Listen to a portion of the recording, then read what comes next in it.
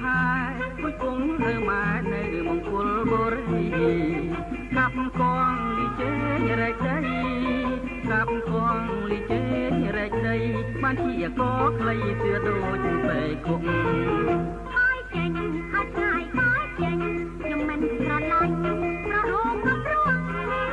ខ្លួនน้อยតែចាត់ជាចាំមិនមើលតែសោះក្រញាញ់ដូនវល់មែនហើយប្របងតោយ៉ាងព្រោះទាំងលំបាកของបើកត្រាក់តជួដីលយកអង្គជួដីលយកអង្គ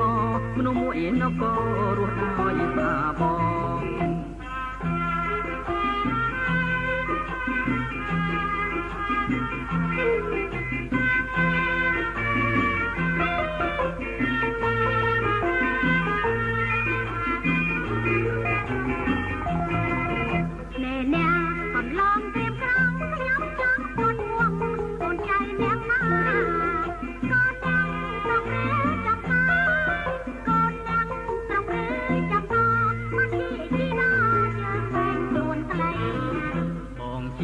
អ្នកក៏ពីលខែ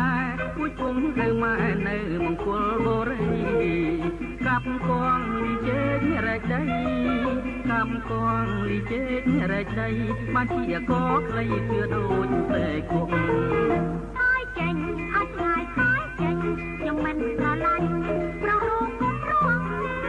ខ្លួនน้อยតែចាត់ជាចាំមិនមើលតែសោះក្រញាញ់ដូនវល់មែនហើយប្របងតោយ៉ាងព្រោះទាំងលំបាក